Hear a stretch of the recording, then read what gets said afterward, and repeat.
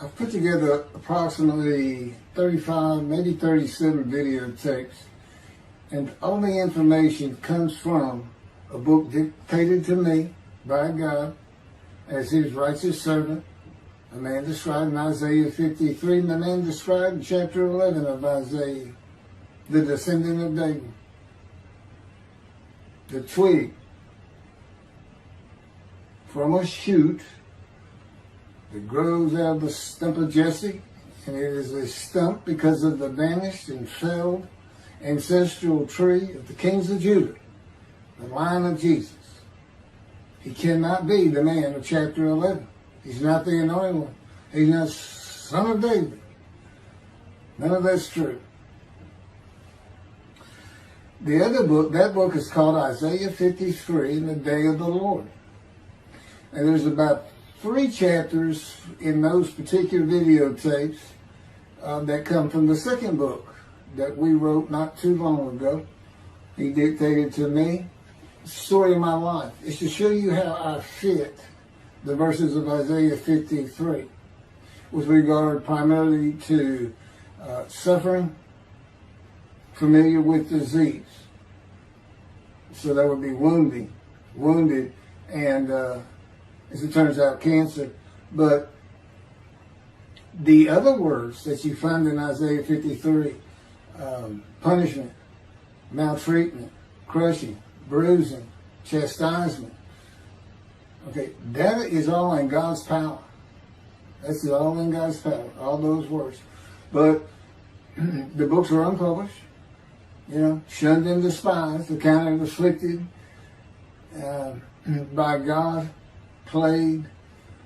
Nobody understands it. This is so different than the Judaism the Jewish people have been taught. This Messianic era that will never occur.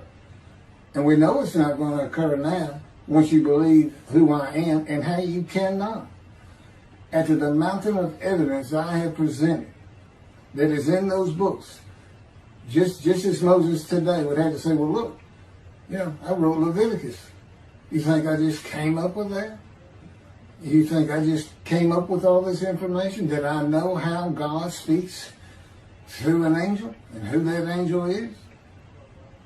Moses walks by a burning bush that's not consumed. The angel of the Lord's in the bush and God speaks. I'm the one who explained that to you. I shouldn't have to go any further than that. But God says the rabbis, the shepherds, they never listen to my prophet. They think they know everything. Well, I'm going to keep showing that they don't. This is primarily for the people who listen to them and not them. I don't expect them to ever respond. Because by responding, they'd have to say they've been wrong.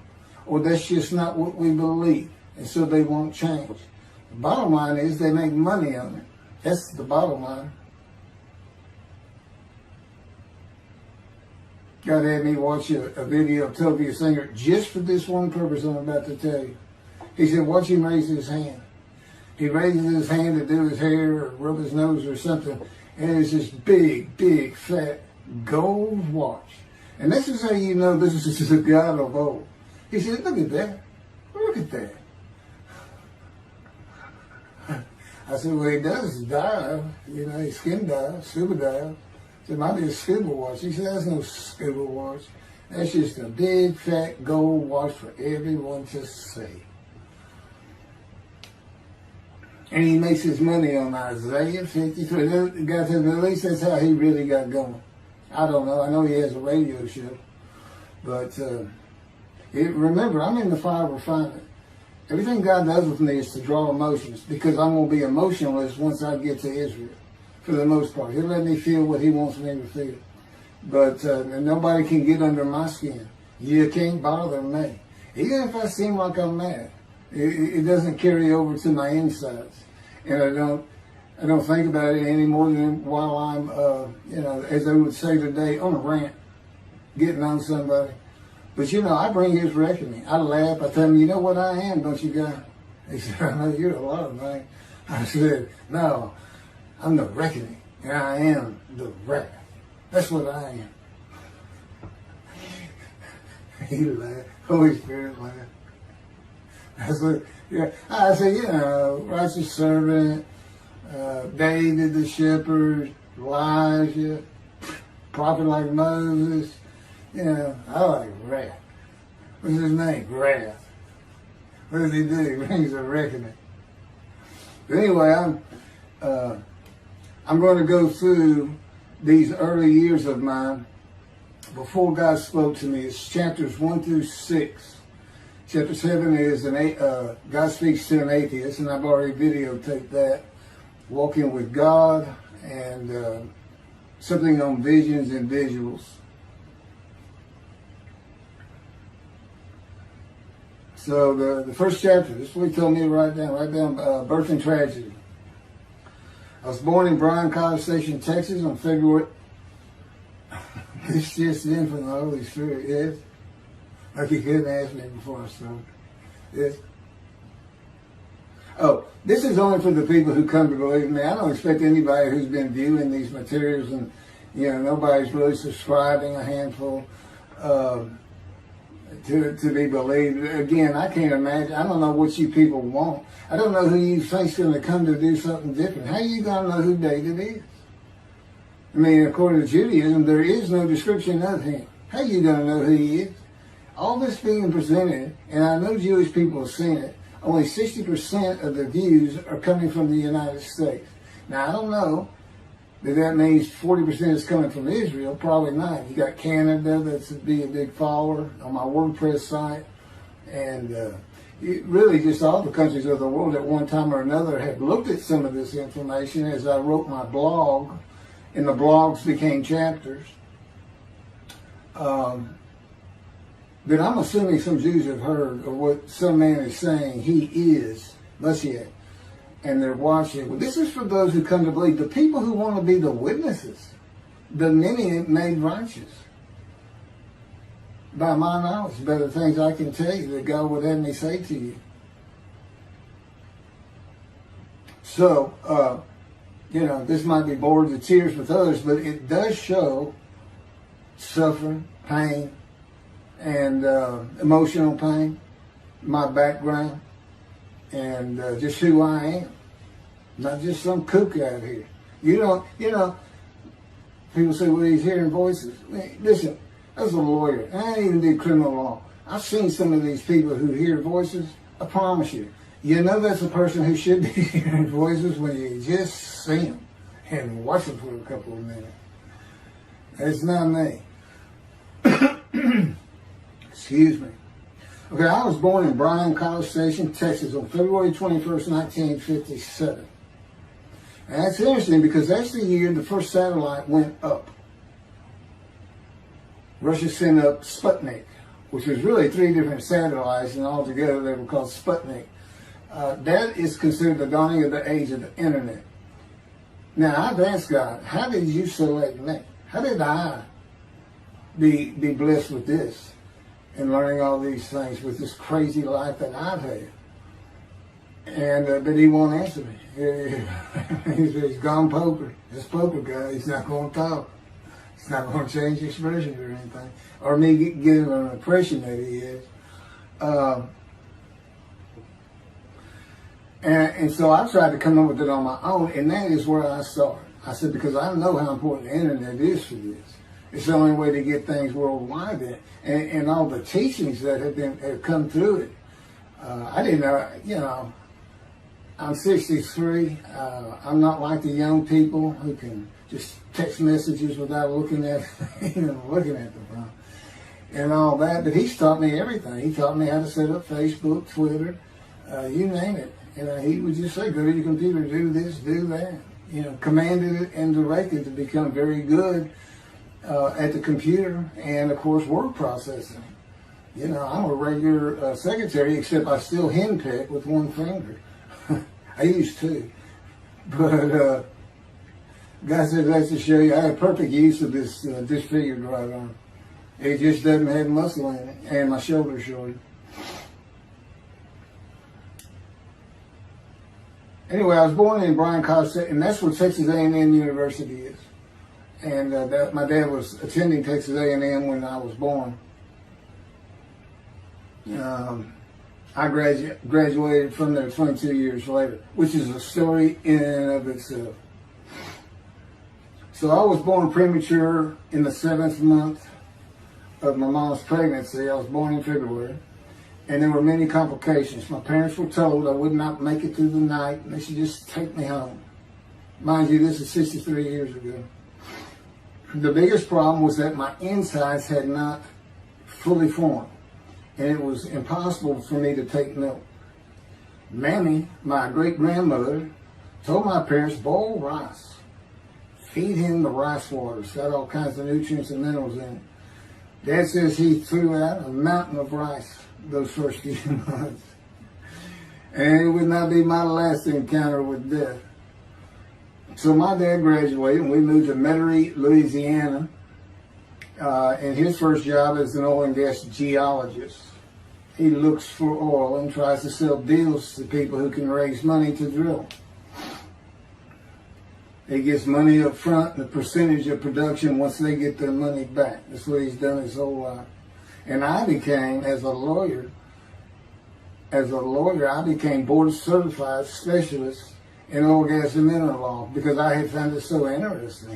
As a young boy, I became interested. But he rarely had time for us. The other part, I said, okay, well, I was born when the dawning of the internet, so he's got a selection process for 57. And I come from a dysfunctional family. Lots of drinkers, lots of fighters. And on my mom, her grandfather committed suicide. It's tragedy.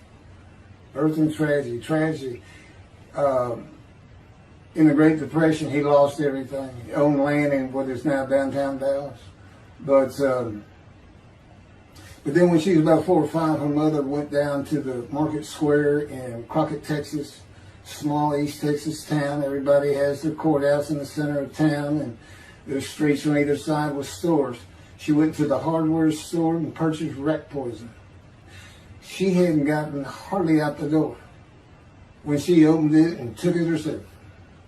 Died right there on Main Street in the middle of the day in a little small town. I don't know how long that would have been. My mom's 85 or 6. She was 4 or 5. Almost 80 years ago. So I'm sure it was quite an event.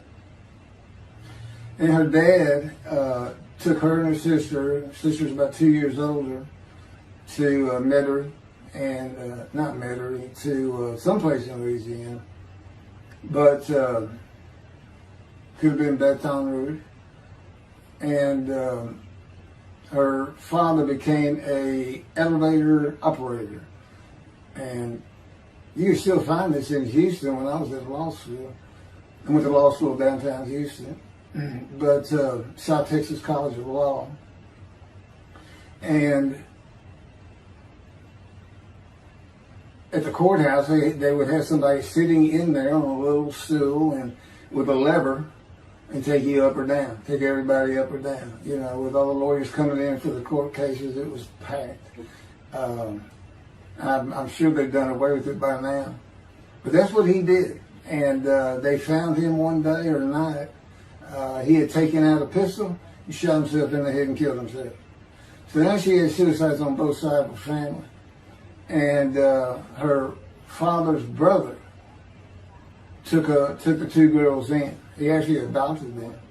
And when she was about 10 or so, I believe, she's with him out in some shack in East Texas. And, there's not even phone in this place. And he took a shotgun, and I'm sure he'd been drinking. They were all known for it. And blew his head off right in front of her. I mean, that's all the circumstances I know about it. It doesn't sound like a good scene at all, but it scarred her for life. Okay, we've been taking care of her from the get-go. My father amazes me to no end. What he has done to care for her. See, they knew that was his sweetheart. Eventually, now at 10 years old, that's who he married. And they go from Crockett, Texas, small town people. I still take care of them. They've taken care of me for 10 years. Got to me from society. He made me quit law. terminate my law license in Hawaii and Texas, and took me into poverty. I've been in poverty for 13 years until I just now filed for Social Security early. But I give them more than 90% of it to make up for everything they've given me for 13 years. While I'm in God's fire of refinement, learning everything I need to know. And I have learned much. There ain't any question.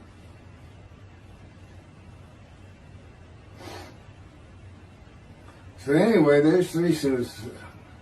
There's 4 suicides right there. So it's a family of tragedy. You know, it's a tragedy of losing your entire family in the Holocaust, and you're the only one left. It's not like that. But God says, I just got things as close as I could. He says, I touched you in the womb to disfigure you, really for just one reason. Well, 2 reasons. One, it makes you identifiable. But it was so people would pick on you. I wanted people picking on you because that's what happens to young Jewish boys. Just for being Jewish, just for having a disfigurement. People will pick on you. I told him since, I don't even really recall many people saying anything to me.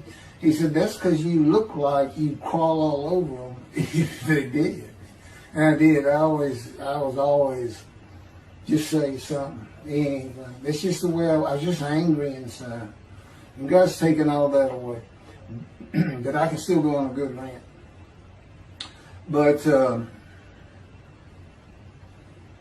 and then my mother in the 60s, young people may not know this, but that's when, you know, the Woodstock and marijuana, LSD, everything started getting big. And at the same time, doctors were just handing out pills left and right. Valiums, painkillers, Percocets, you know, just asking for it. They were writing scripts. And I know today they put a lockdown on that, but she got heavy into it and drunk all the time. I'd have to come home from school and stay with her, and she became such a different animal, a different person when she drank. She became a little girl, you know, and having your mom act like that and slobbering, and, you know, going there to be Valium dripping out of her mouth with a bottle of booze by her. So it was an ugly scene. And so I came from a dysfunctional family, so I think God wanted that. And He's there with me from my first year to make sure that I live a life of suffering. He orchestrated many of my wounds. And He's taken me back in vision to see these things. And His visions, one thing you don't pick up in the Bible, when I say Bible, I'm talking about the Jewish Bible, the Hebrew Bible, that's not, unless I say otherwise. Which is like when God says, my peoples. If He just says my peoples, He's talking about the Jewish people, the chosen. I mean, He may say the peoples of Moab, or just by the context, you know, He's referring to another group. But that comes up all the time. So to add to that, she tried to kill herself a few times. And when I was 10, my dad was at a Texas A&M game in Dallas. And I know it was 1967, so I was 10 years old. Because I'm very familiar with that particular game. It was against Bear Bryant and Alabama Crimson Tide. And he had coached at Texas A&M. So as you can tell, me and my dad are big Aggie fans and football fans. But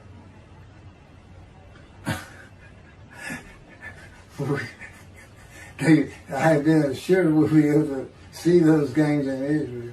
Somehow it might be technically. He said, we'll get it. That's the Holy Spirit. We'll get it.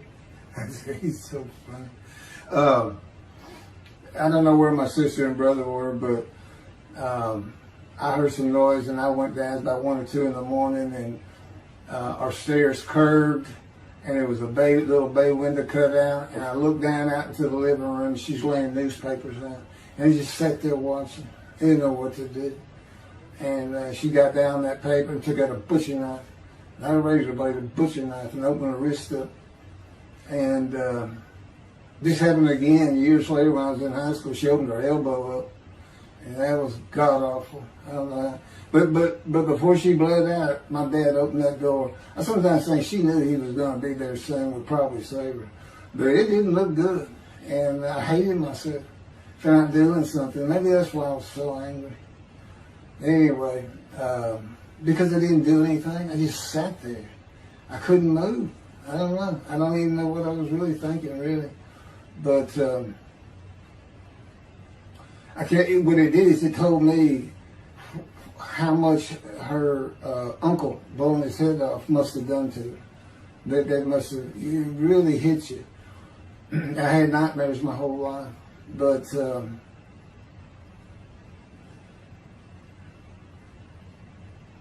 I was 16 when she did the thing with the knife. But you know what? My dad finally got her he got her the best psychiatric care in Houston, Texas, and that's big because we got a medical center that's renowned throughout the world. And they put me back together many a time. And she never did that again. And the amazing thing is how different she is in her very advanced old age. I mean, it's like she was never that person of the 60s and the 70s and the 80s. I don't know how my dad survived it. I'd have never stayed. I'd have taken the kids and said, try to find us. But he's not like that. I've never seen two people who love each other so much. It's crazy. But anyway, I was married for 20 years and we weren't like that at all. We're finally divorced for irreconcilable differences. Okay, my first major surgeries when I was 2 years old. My first surgery. Up above here, I have a scar. I had my first of many surgeries. Been born without my right pectoral muscle, small shoulder, withered arm. And there was some, the movement of my arm was restricted. There was some tissue in here that had to be cut out. So they opened me up and did that. I was born right-handed, but I do everything left-handed, except for light things. Like I shoot a basketball right-handed. I throw a ball right-handed. Darts, things like that. But bowling, I'm left-handed. You know, anything heavy. And I was quite an athlete. If I'd had two good arms, I'd have probably been on scholarship. I was already offered a partial scholarship at a small school for track, even with this bad arm. But I just didn't have the fast start. You got to have two strong arms just pushing out in front of you. But I was some kind of quick and fast. So we moved back to Houston, to a place called West University, a suburb. And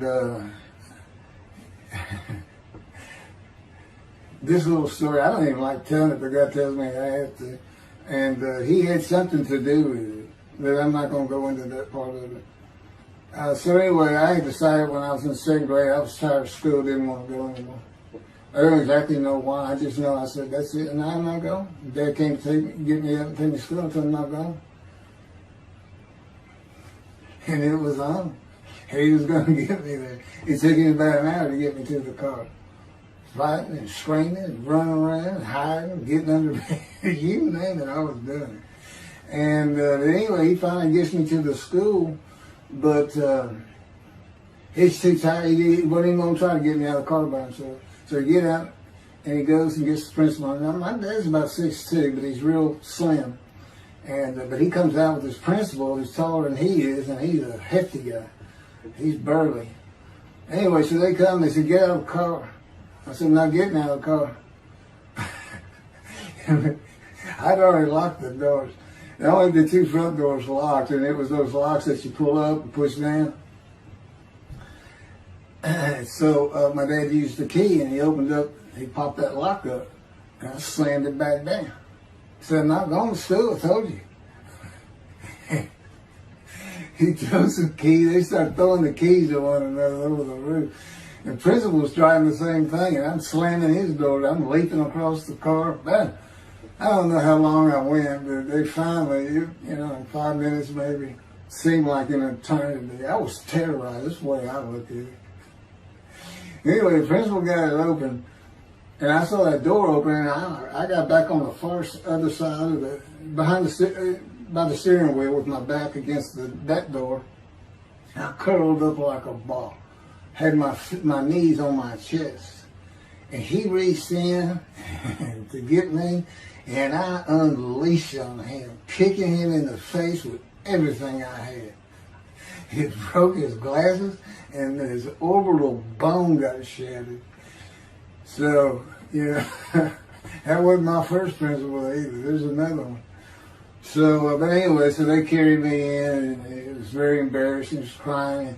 But again, funny thing, nobody, because I stayed with this same group for 9 years, going to West University and the junior high there that you go to. Nobody ever said anything to me about it. And I knew some of those kids that were in that class.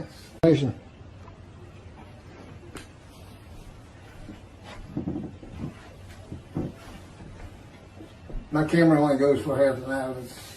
I can see on the screen that I have pointing towards me that when it runs out and I have to turn it off and turn it back on. But anyway, that ended my fight with my first principal.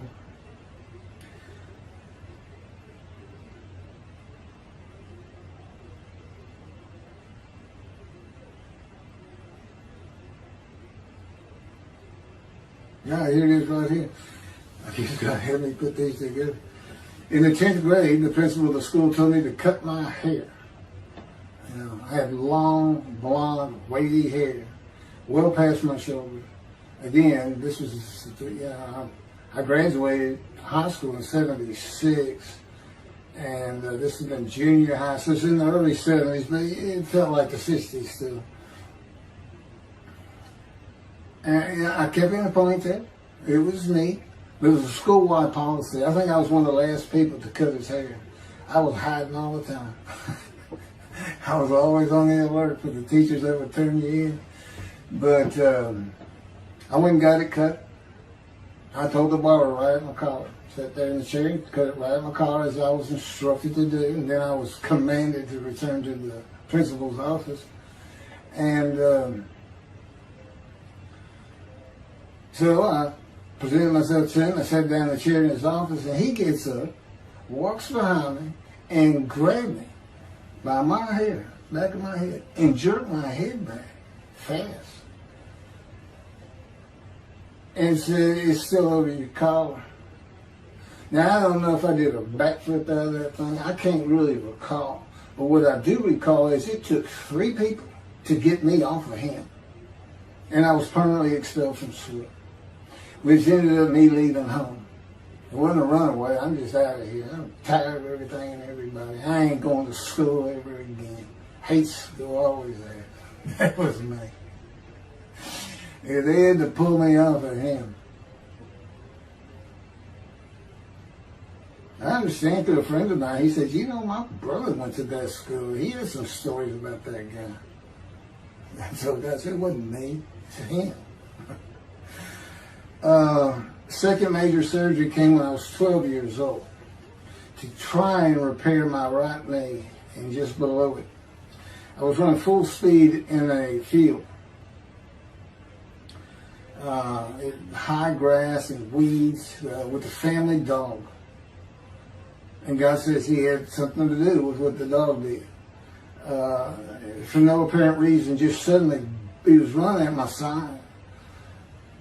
And he just bolted, he just stopped going straight to the heart of the left and went right between the legs. I go sailing in the air, and I came down on my knees, except my right knee came down on a broken Coke bottle, Coca-Cola.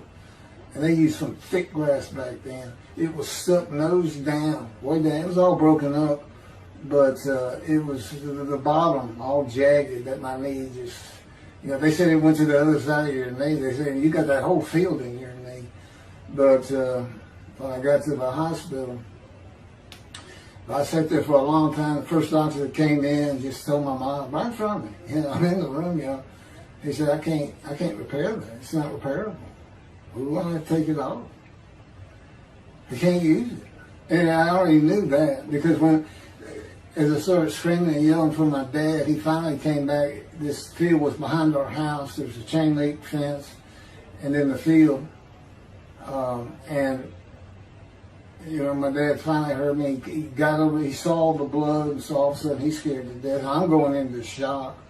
And he got me to put my arm around his neck, and he said, "Can you walk on it?" And I tried, and it just collapsed. It was useless. It was awful. And then I had to climb over that fence, and my mom was going crazy and screaming and crying. And he had to go take care of her. I'm sitting in his bathroom with my leg all opened up, and I'm just getting sicker and sicker, nauseated, scared. I was a cripple. And but anyway, they get me down to the hospital. And this, like I said, the first doctor was just like, we don't know what to do. And just right then, and God says he knew he was going to be there. This doctor walks by, and my mom recognizes me. And she goes, Dr. Kane. And she runs out the door. Well, this is Dr. Kane. Her Mamie that I mentioned earlier, in her old age, very old, maybe been in her 90s, I don't know, late 80s, but living with her sister, broke her hip. And this doctor repaired it. This is a long time ago, people. Repaired it, and she actually walked again with a walker. I remember. But that's who this doctor was. And she said, my son, they're going to take his leg off. You've got to come look at it. And this Dr. Kane actually became the medical doctor for the Houston Oilers. He repaired many in the before and after me. I guess that's what he specialized in. But he was there at the hospital just to do rounds. He wasn't dressed for surgery or anything. But he came in that room, and I mean, he was livid when he looked at my knee and knew how I'd been there for like 5 hours at this time. And he just started barking orders about getting me prepped for surgery, and he takes off to go get prepped. And they literally ran me down to surgery in a gurney. I mean, they were trying. This kind of fear he put in everybody. Anyway, I was in the hospital for weeks, and I woke up with my leg. I was glad of that. They had a cast from my hip to my ankle. And he told me, when I finally was being released, he said, if you put any weight on that leg, you'll never walk again.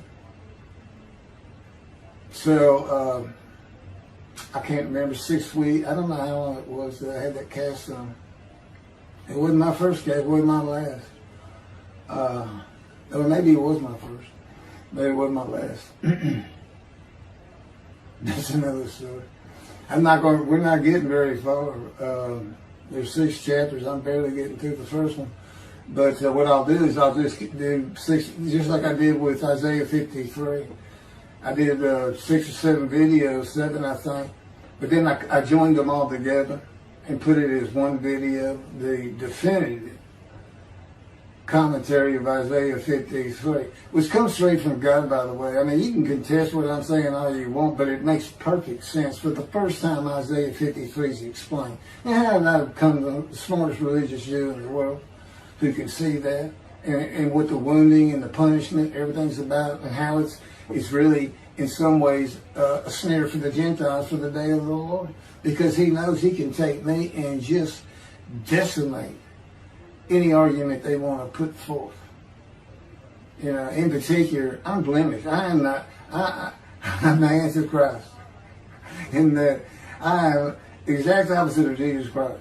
And he's so smart, he was teaching synagogue at 12. Supposedly he was a perfect, beautiful man. I'm disfigured. You know, I'm not bad looking, but I'm not, I'm not Brad Pitt or anything. Anyway, and sinner, I wasn't a habitual sinner. I was a good person. I was good to other people. I was very compassionate. I said there was already a lot of humble in me. I didn't laud myself and the things I could do over others. Like being the fastest guy on top 5 at school and the fastest in the neighborhood. I didn't brag on myself. But as he took me back through my life and informed me when things were sins, it just seems like I touched on all of them. And if murder in your heart is actually committing that sin, as the Christians say, I don't really go with that. But then there's really not much I've missed. So I'm a sinner. And, all Jesus can say is, well, I'm a sinner too. I lie. All you got to do is read the scripture in the Gospels. You see where I'm lying. That's easy. And I came from the banished line. I thought I was the man of Isaiah 53. I thought I was going to be exposed to death, but given long life. This is what he would tell you if he was here. He said, but you know what happened? They crucified me. And on the cross, I realized I'm not that man. This isn't exposure to death. This looks like a sure thing. Father, Father, Father, why have you forsaken me? That's Jesus Christ saying, I'm not the man of Isaiah 53, and I just figured it out. That's what that is. I ask God sometimes, you sure you didn't have that written? Why on earth would they write that down? At least forget about it. We need to forsaken me. But that's what it's about, Christians. Oh, they got their way. They can explain that being counted a sinner means he got crucified with a sinner beside him being crucified on each side, left and right. So there's three of them, so he's counted a sinner. Okay. You know, it's supposed to be descriptive. It's supposed to be able to find a person to live. You might tell Judaism the same thing. You know, this is to find somebody. It's not the people of Israel. They're all kinds of people. Now, we're looking for a guy so God can have a Moses. Why? We have a new covenant. Why? It's the day of the Lord. Why? Jeremiah says so. That's why. It's so easy. The lamb blooms again. Okay, and he's coming in friendship with the temple. So the lamb blooms again at a time when there's no temple. Jerusalem's going to be rebuilt. It's a metropolitan today. This is no Jerusalem of antiquity. The old city might be too big. And I'll make a new covenant with you. I'm going to forgive all your sins and remember them no more. That will cause Torah to be written on your heart. It's a metaphor. Let's think, when did he do this before? Oh, that's right. Assyrian Babylon exiles. Isaiah was writing for. God said, I forgive your sins, remember them no more. They became a holy seed, and what they did? They built the second temple. What are we missing? The third temple. It's so easy. So it is the day of the Lord. There ain't any question of that. I'm just telling you it started with the Russians. Sending us Sputnik. Those old Ruskies. And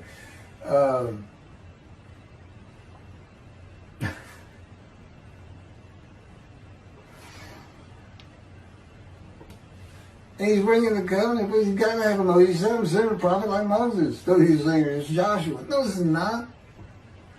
God needs him today, the day of the Lord. And guess what? He gives us a description of him. He knows this is a time of secularism, reliance on science and medicine and doctors. And you got so many more people who the only book out there is not the Hebrew Bible. There's a lot more books than that. You know, there's all kinds of distractions, television, cell phones, computers. You know, back then, you know, you just sat around and said, what do you think God's doing? I don't know. Wish he'd send some rain. You know, it's just, I said it's easier to get them back then. But here it is. It's here.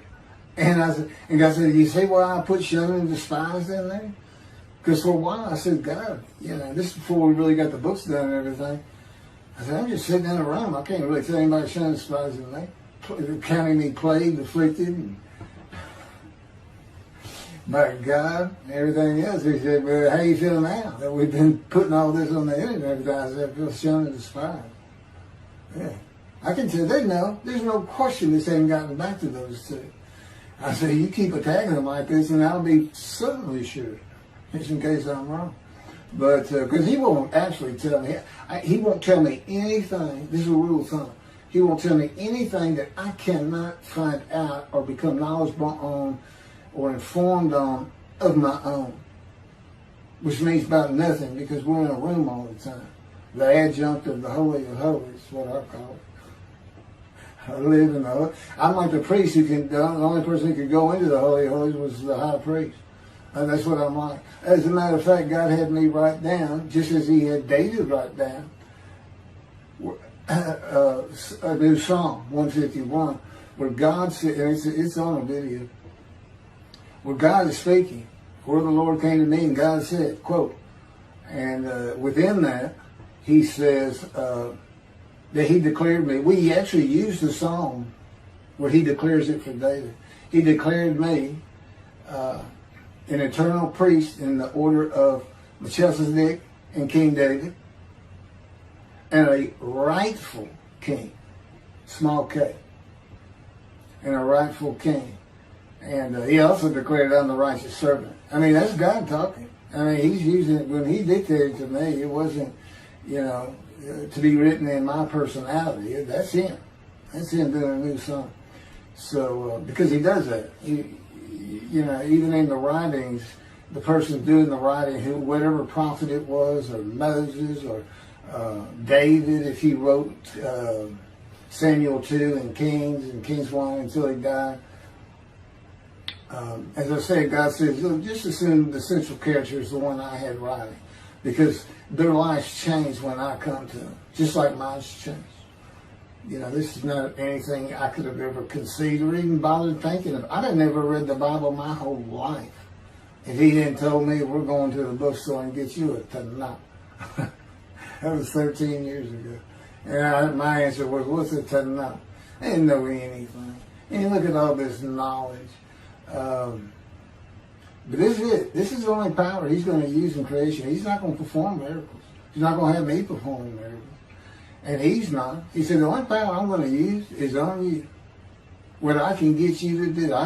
He said, I can take a Gentile Texan and take him to Israel and get my temple built. Okay. He said, because that's what you say to God all the time. Okay. And one night, I hadn't even read Isaiah 53. He didn't come to me and just say, offer yourself for guilt. I crushed you with cancer. It was me that did. That's not, I wouldn't have known what he was talking about. We finally get to Isaiah a couple of years later. He said, Keith, read Isaiah 53. I said, okay. And so I read it. I said, okay, finish it. He said, who do you think that is? I said, I have no idea. I can barely read it. I don't know what it's saying. I said, I think these two verses ought to be up here. I said, you sure nobody messed with this thing? He said, nobody messed with it. It's just how I had Isaiah write it. He said, that's you. I said, oh, okay. And I couldn't help myself. Good luck convincing anybody. I can't even tell what it's saying. He said, before we get done, and he's right. I've been over that thing so many times. From my original version of Isaiah 53 that he dictated, or told me how to put together, but every sentence, every word is, we've changed it up and added things. I've learned things. Like I didn't know about the test of devotion. I didn't know why the angel was leaving early in Malachi 3, but I do now. And all that would cause an amendment to my midrash on Isaiah 53. And, the book has me, these are all on videotapes now, me and Rashi. Rashi, the first one to come up with this is Israel. And, I look at his answers and I just shake my head sometimes. You should see his answer in Malachi 3 for the angel of the covenant that you desire. There's only a covenant of friendship and a covenant of Jeremiah. And this is his answer. It's midrash, so he just takes a section of the angel is on the way, and it just says the angel of the covenant. And his commentary is the angel that avenges the revenge of the covenant. I said, what does that mean? What is he talking about? I said, the guy's being funny. He said, I don't know. I said, you too know. He said, well, I'm not telling you. So, God likes to feel as though he's laughing. He doesn't actually laugh. He sends me a perception that he does. Or he uses me to laugh. I've mentioned that in a video. Because he can't. Well, he controls my words. I learned that in walking with him. Just one day, I'm talking out loud as we go. I'm discussing man and divine beings as though I had a sermon I was giving or a speech to somebody or a seminar. And I'm rolling, and I can tell he is really making this thing rock. He's taking it from here to here to here, and we're going. And I'm going. And all of a sudden, I use a word or a couple words that I simply don't use. And they're not what my mind was even thinking of. They just came out. And I just stopped. I said, did you do that? I didn't even say, hey, did you just make me say these two words? Because I knew he knew. I said, did you do that? He said, I did. He was almost indignant. I did. I said, okay. Anyway, that's where it all started. Now I know. Okay, guess who that is? That's the Holy Spirit. Using me. He doesn't sound like that. But he'll use words like that. So he's getting bored. They like to cut. I mean, let me just say this. This is part of guys you don't know. And it's not all the time. It's some of the times we do tend to get kind of silly in here. But, you know, they do things after a while. I'm like, you know, it's like, I feel like a kindergarten teacher, and I got two of those kids that you just shake your head at. She said, this is a handful. These two are nothing but trouble. Always fooling around, looking for a laugh. And the Spirit's always working in heaven, death, God laugh, as it were. Again, he doesn't actually laugh. He just, it's a perception that's his emotion. If God has any emotions left, because worrying about other people's pain is not one of them. He make that clear to me. I don't care about your pain. And just saying it makes you mad. He says, see him drawing anger. And he'll do so many times over and over. He says, it's easy because now it irritates the fire out of it. He just started. I said, how do y'all keep doing this stuff? And one day I told him, I said, I got it. Which means it actually came from them. I got it. You never grew up. You never got sent to your room. You never had to climb that mountain to achieve something. Put yourself out there. Nobody's ever whooped you. He said, I said, that's what it is. You never grew up. That's what it is. Yeah, I'm dealing with the child guy. That's what I'm dealing with. That was my argument. And then he came down as mean, very serious, mature guy. And I didn't bring that argument up anymore. But that's how it gets with me sometimes. It's an incredible lot. For me, I'm not going to get to him. I guess I'm at the end. I'm getting close to when I got shot. I thought that was a new chapter. Oh, it's not. Well, I'm going to put it, this is getting long. Anything over half an hour, we try to stop. Now, my Isaiah 53 is 5 hours. But, yeah, you have to watch it all at one time, of course. He doesn't hardly let me watch it. Yeah, I don't even watch them before they get posted. He says, no, you watch it later. Because it comes on my TV that he got me. And I didn't know at the time it was going to be, you know, that he was serious about doing videos. And I certainly didn't know about making it a backdrop. He decides everything. You know, he tells me when to eat, when to get up. I don't sleep hardly at all, 2 or 3 hours a night, and sometimes less, and take a half hour nap sometimes. But I found out I feel fresh. You know, I don't need that much sleep. He said, well, you're not really doing anything. Why do you need a lot of sleep? And see, that used to make me mad. Now I just laugh at it. Thank you very much for listening. I'll pick this back up on another video, and eventually I'll put these first 6 chapters, just like I did Isaiah 53, because it's a book that he dictated to me. I can't get it published. I'm going to put it on YouTube. That's why I'm reading it. And as I said, if you don't want to listen to it, don't listen to it. But the information that's in these books and in those videos is, that's my proof. And quite frankly, God says, if that's not enough for them, well, that's just too bad. Utter destruction is what they end up getting. They better learn how to listen to the prophet. See, it's no different than the people back then. You'll say, well, why didn't they listen to Isaiah? Why didn't they listen to Ezekiel? Why didn't they? They laughed at Ezekiel. That's what Rashi says in his commentary. I didn't know it was laughing at him, but they just ignored him. Yeah, everybody thinks they know it. But in any event, I do know there's one chapter we haven't put in there, and that is recognizing a prophet in time. It says Moses vouched for Joshua, so he didn't have to be tested.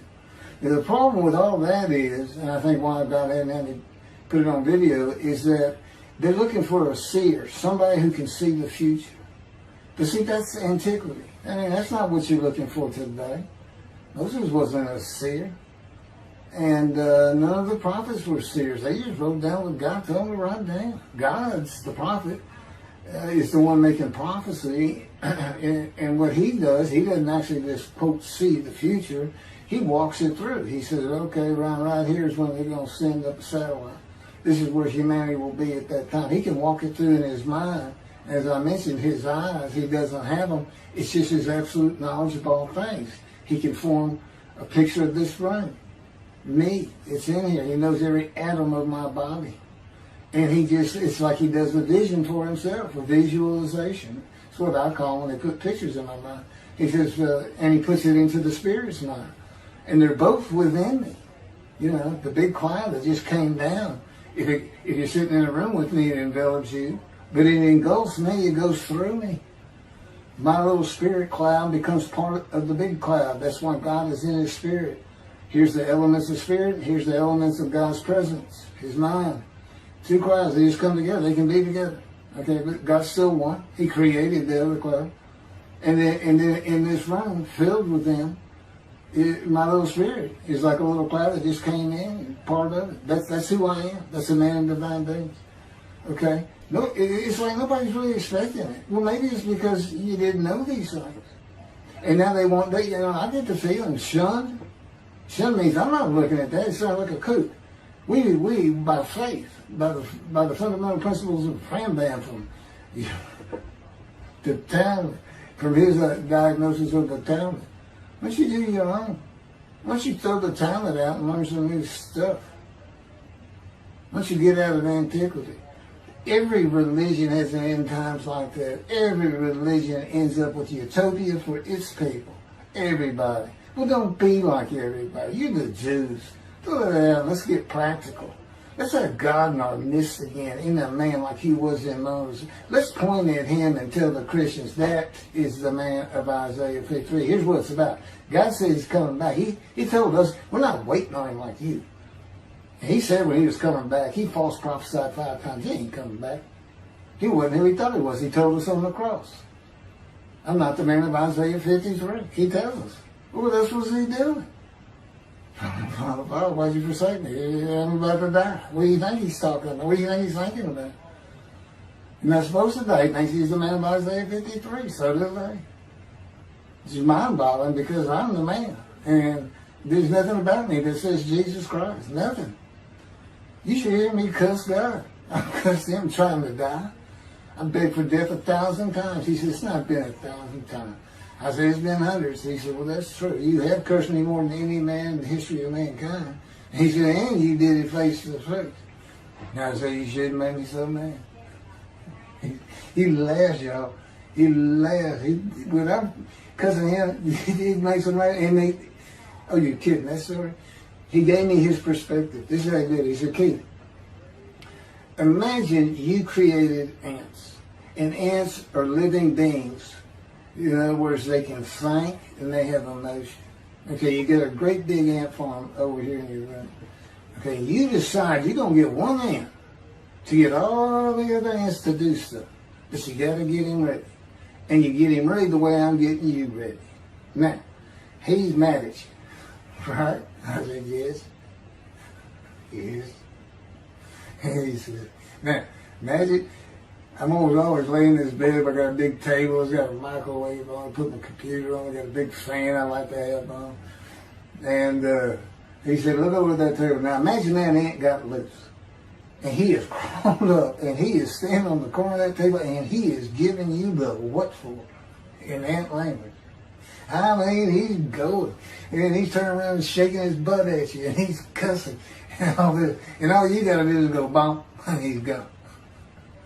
I said, that's funny. And it is. And that's how that's what it does to him with me. You know, the spirit will rile me up. I call him a troublemaker, troubler. He's so funny. But God's so humorous. There's a difference in their humor. Okay, that wraps up. I'm told that does wrap it up. I'm going to pick up a gunshot. I guess it was worse than the accident to my knee. They ended up opening me up from between my breast and my pelvic bone, and now it's been 3 times. And eventually, the lung cancer and colon cancer and skin cancer. But the lung cancer is when they told you should have died from the colon cancer. He said, but this is it. We can't treat that. It's too advanced. You're gone and prepare to die. That was 20 years ago when the planes hit New York. It was the planes hitting New York that got me up off the ground one last time to see one more night.